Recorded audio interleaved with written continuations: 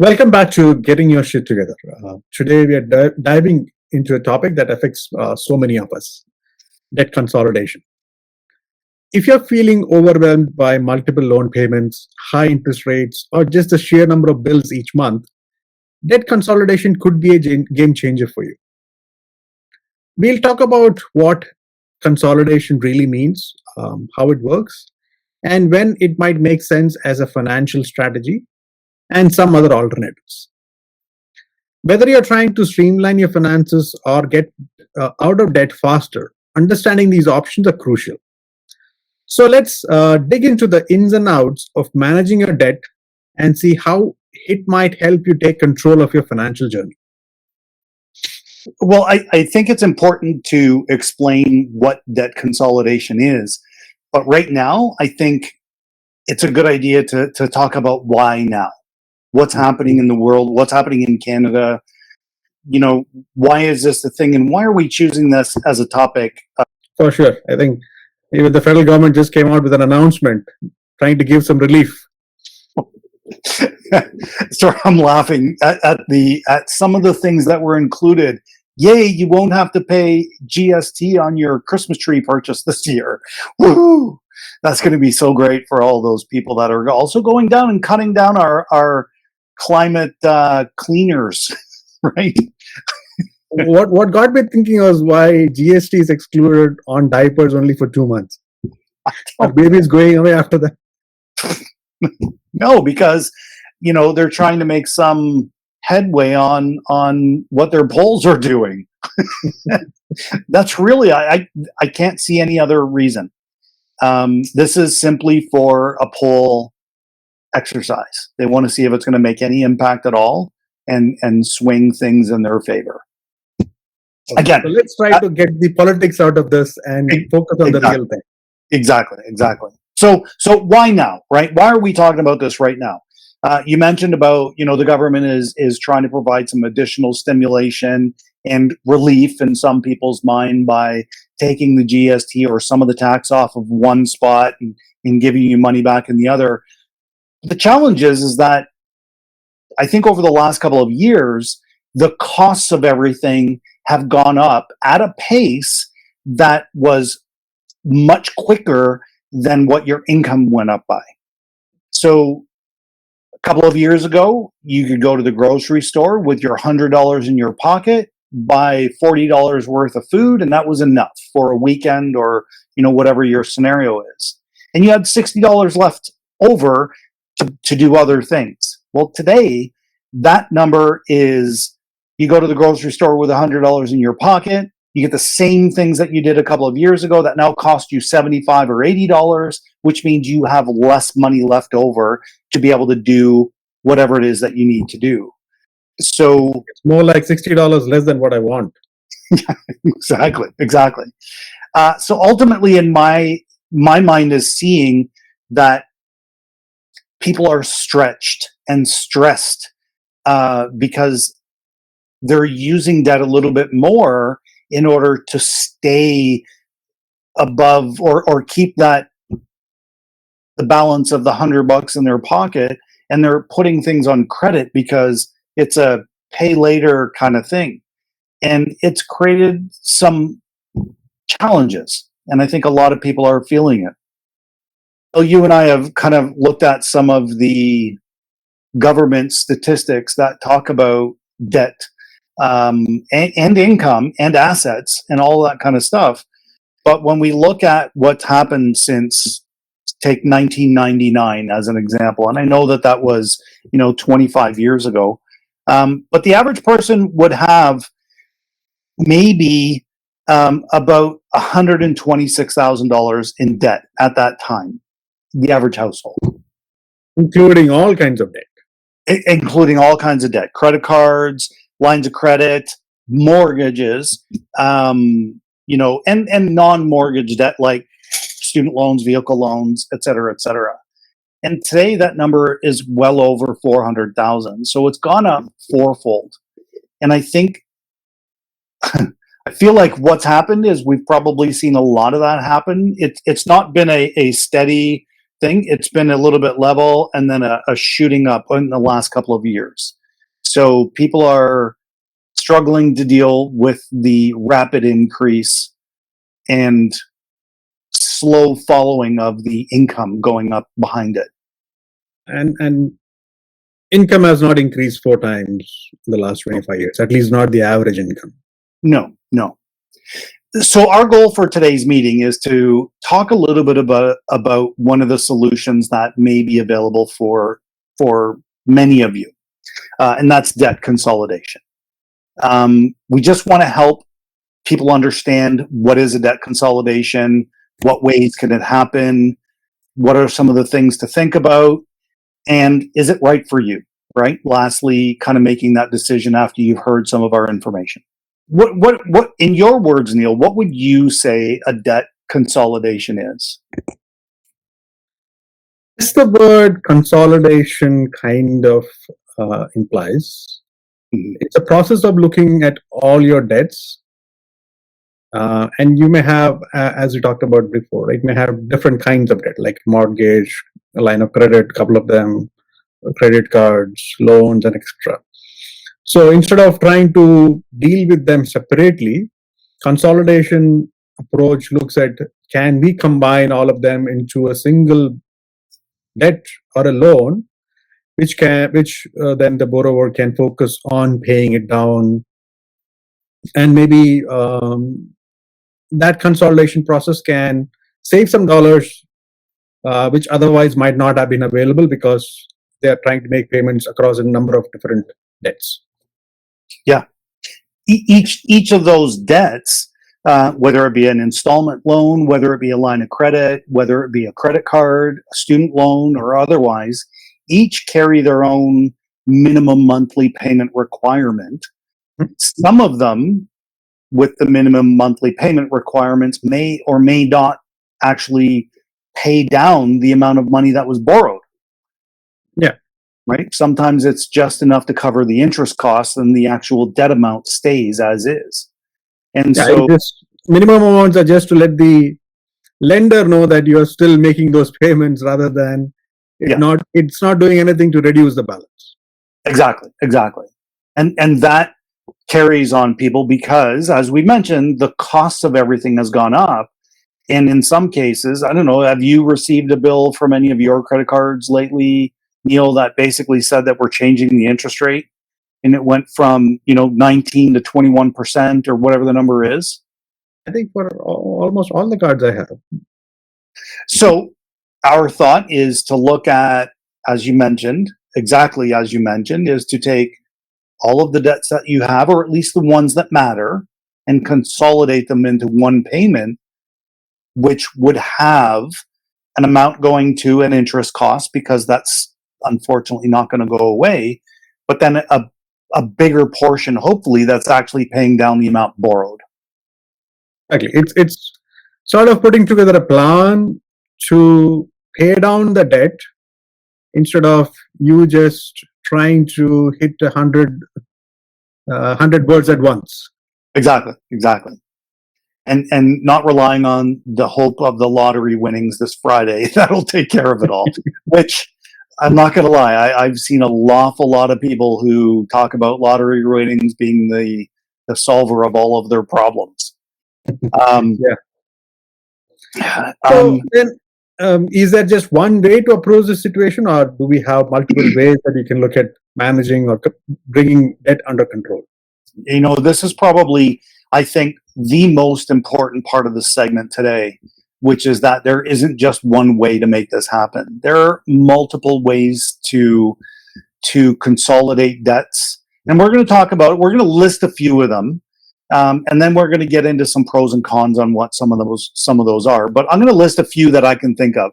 Okay. So one of the ways would be to transfer a high interest, high balance on a credit card to a low interest credit card. So you're effectively shifting the amount owing from one spot to another, but then the other spot is going to charge you less interest. And oftentimes I think that a lot of people who are keen on their own credit scenarios will do stuff like this. Yeah, and some lenders or banks have offers where they offer a certain 6 month or 8 month period wherein there is no charge. But again, it's a short-term solution. Exactly. It's one solution where you can take a couple of monthly debts and apply it over even to just one when you're in that situation. So that's one way. We call that balance transfer between credit cards. Okay. A second way could be maybe you go to the bank or somebody and you get a personal loan. Mm-hmm. I've seen, banks do consolidation loans. There are some other less savory places that do some consolidation loans. But they do happen and they can be effective as long as there are a plan in place. Exactly. So loans come with a fixed repayment period and a payment amount. So it's like a mortgage trying to pay down the debt that you have. So it's more structured and working towards a goal rather than having balances on a line of credit, which may or may never decrease. Yeah. And the other part that you made that you brought up was the fact that it's taking multiple payments and putting it into one, and that payment is going to be fixed for a period of time. So it allows you to adjust your budget accordingly. Mm-hmm. Okay. Is there another kind that you would think about? Yes. Now, if somebody has a mortgage, then it does open up a few different strategies that they can look at.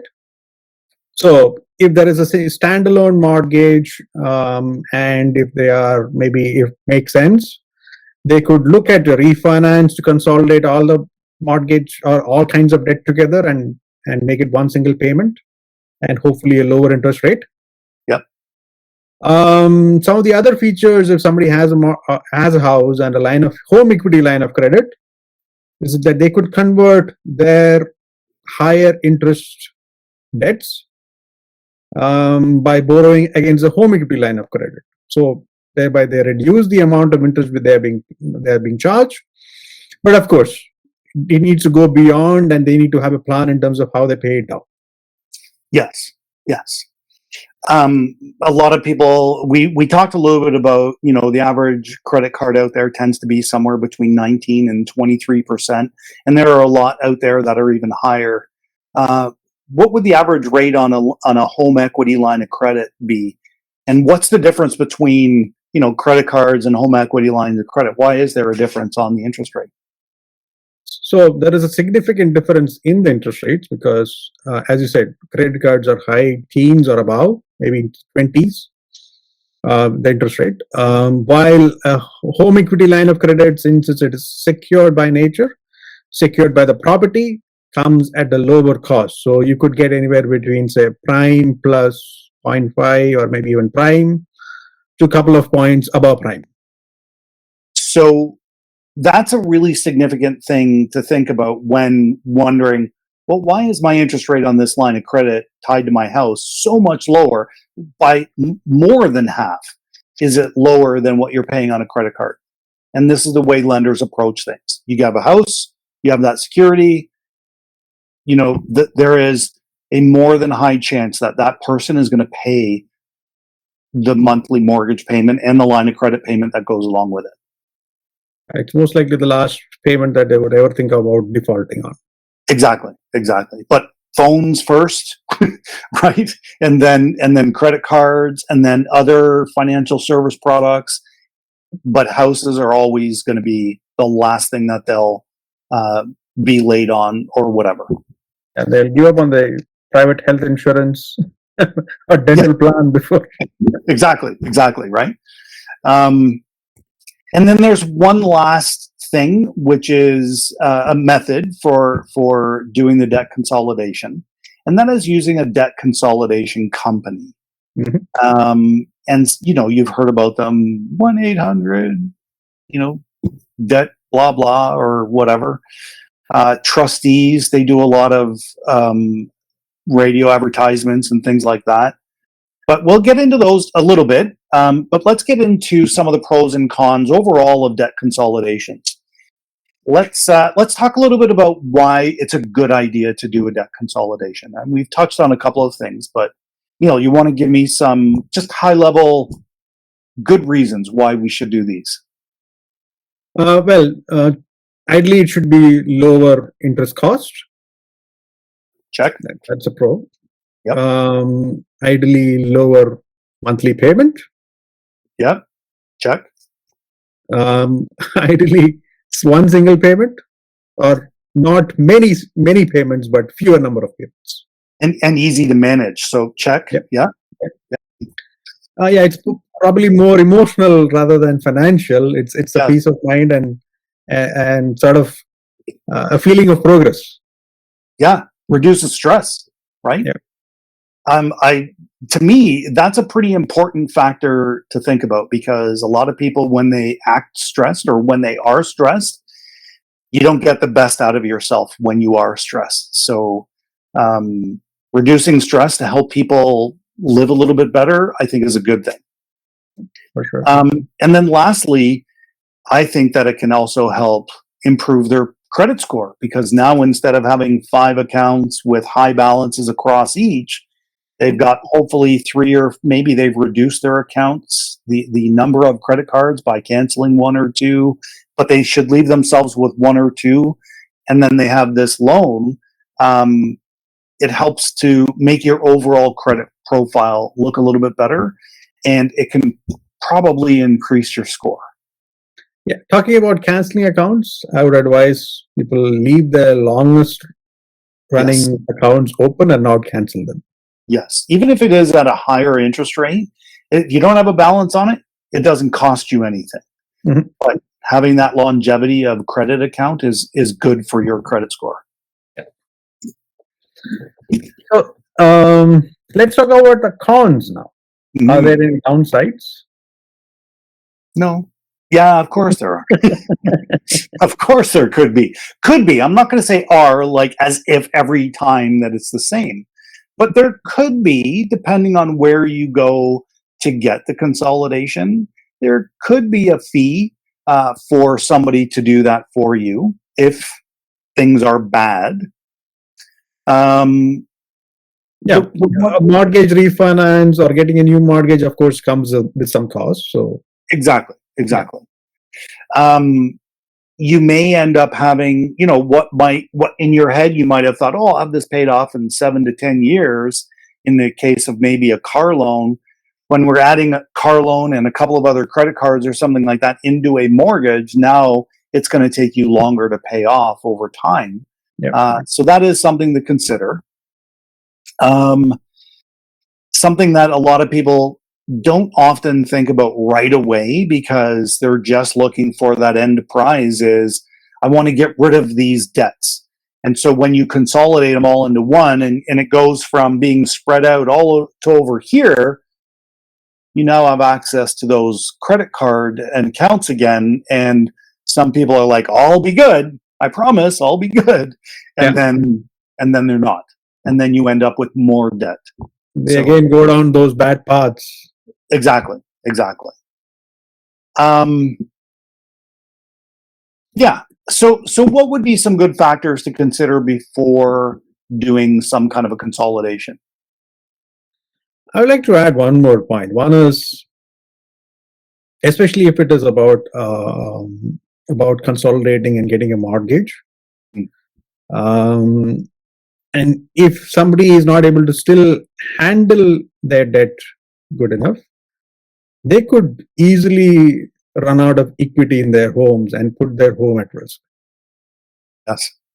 Right. So that's one downside to this strategy, because you converted your unsecured debts into secured debts, and if you're not able to manage that, then it puts you at a bit higher risk. Yes. Yeah, that's a really good point. And I'm humbled, because I've actually seen that happen a couple of times since I've been an agent, where people they're in a bit of a situation and they say, I'll refinance. We go ahead and do that. We give them a plan for future. They don't follow it at all. And then they're back again in a year or two saying, life is what it is. And I made the mistake again. And here I am again. And property values haven't changed at the rate that their debt has increased. So yeah, it's definitely something to think about. What would you say is probably the number one thing to think about before you make any sort of a decision like this? So there has to be some thought about the reasons behind why somebody is in a situation they are in. How did you get here? Yeah. Yeah. Where there are factors which are beyond their control, maybe like a job loss. Or other ones. I don't Yeah, have a bar room here. or is it just poor financial habits? Yeah. Right. So Yeah. unless they reflect on it and do something about the root cause of those factors, well, we can imagine there are things which happen in life which are out of our control, and we can't worry about them or we can't do much about them. But we obviously need to focus on things that we can influence. I mean, anybody's goal would be to go from the higher credit card interest rate into a lower, secured kind of rate or something even lower.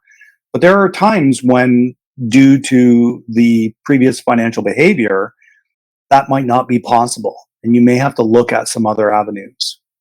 Yeah. And if they are at that dead end where there are no other options, then probably they have to take a hard call. And it could mean either a consumer proposal or a bankruptcy, just so that they can get out of the situation, make some improvements over a period of time. But they will have to go through hell before they reach there. Yes. Yeah. Yeah. And then obviously, if you're at this point, it's worth looking at the total cost analysis to take, if you have $1,500 at 21% interest at a Canadian Tire card, and then you are thinking about rolling it into a loan that's going to take you 7 years to pay off at 9% interest, maybe don't do that. Maybe put some other ones over and leave the smaller debt in one spot and pay that off, with a focused approach. And then that way you're saving on some of the interest, because overall you've got to look at this total cost. I think that that's important too. Every person is like a mini business. And if you run it that way, then you'll start to see some of the rewards from being an active participant. Yeah. And again, there are some alternatives to consolidation as well, right? Before you think about combining everything together, Yep. there are other approaches like a debt snowball or a debt avalanche, which could. Yeah, and then another one could be that maybe you do a negotiation with a creditor, because they've probably made quite a bit off you. Some of them, when they learn that you're not in a very good position, and again, it could be because of job loss, it could be because the cost of everything went up so fast, and now you're just underwater and you need a break. Sometimes you can do a negotiation with a creditor. It might mean that you'll no longer have access to credit through that company, but it may stop the bleeding by saying, okay, here your balance is $7,500. We're not going to continue to charge interest on it. You're not going to have access to the account any longer, but we're going to create a steady repayment flow for you. Every lender wants to collect They do the entire dollar, or at least a few pennies on the dollar. Exactly. And it's a strategy that I've seen and used a couple of times, but I wouldn't necessarily say it's a first one to think about. It's definitely one in the toolbox of getting your shit together.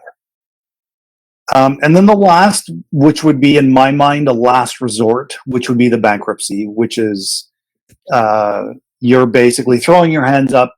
And, I say it that way, but I know that that's not necessarily the case. A lot of times it happens when there is really no alternative. You just don't have the money to pay any of these people back. You've maybe tried the snowball, you've tried some of the other things, and they just haven't worked.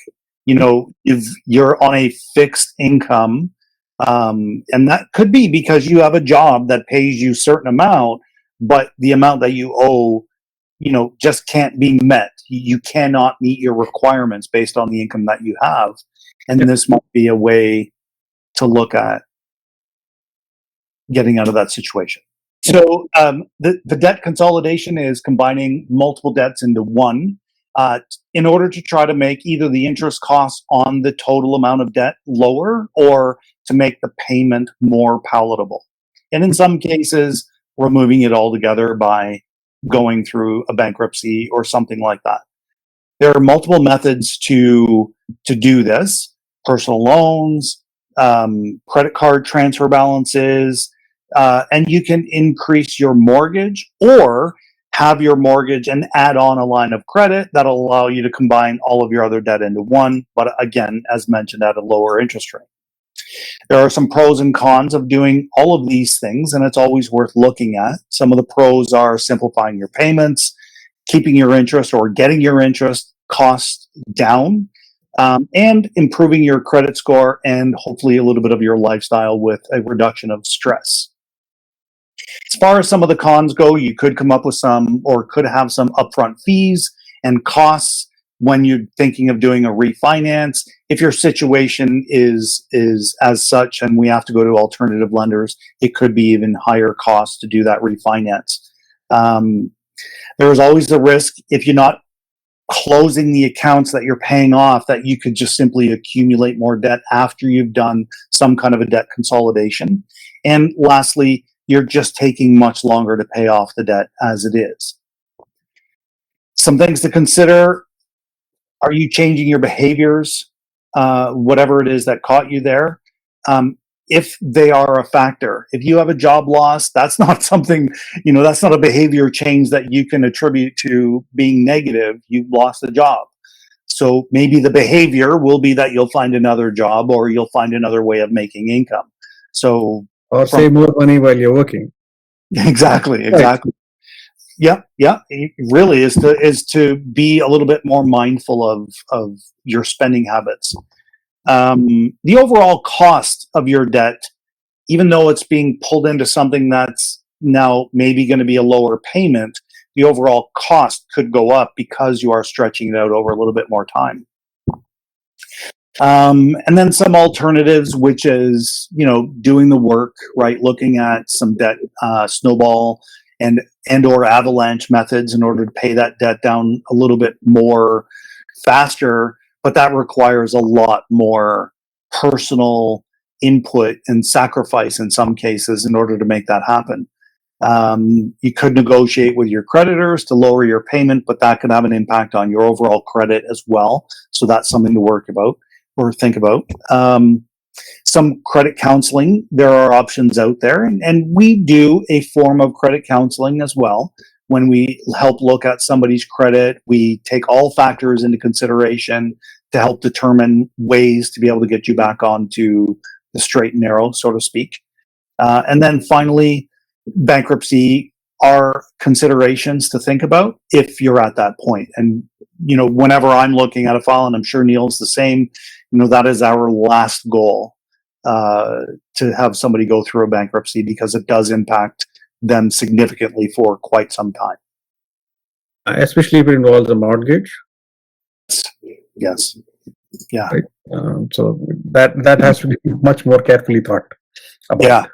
Yeah. And as we alluded to earlier, the statistics say that Canadians will pay their mortgage and leave other things behind. So that then creates a bit of a strange situation where, as you say, well, I have to pay my mortgage because I need a place to live. It's freaking cold, right? But then you leave the debt, and then eventually if you go and do a bankruptcy, the bankruptcy affects your mortgage. So it's just something that you really, really need to give much thought to, and not just one visit to a trustee. Promise me that you won't just go talk to a trustee and say, what are my options? Come and talk to us first. We'll try to give you some advice. Yes. Yeah. Explore your options before you take anything drastic. Yeah. So I think that wraps up our deep dive into debt consolidation or debt management in general. I hope this episode has shed some light on the options available to you in general, the potential benefits, and to what to watch out for along the way. Remember, tackling debt is a marathon, not a sprint. But with the right tools, you can make a lot of progress towards financial freedom. As always, thank you for tuning in to Getting Your Shit Together. Don't forget to subscribe for more tips and strategies. And if you found this episode useful, consider sharing it with somebody who might benefit from hearing about debt management. Yeah. Until next time, keep focused, keep working towards your goals. Thank you. Take care, everybody.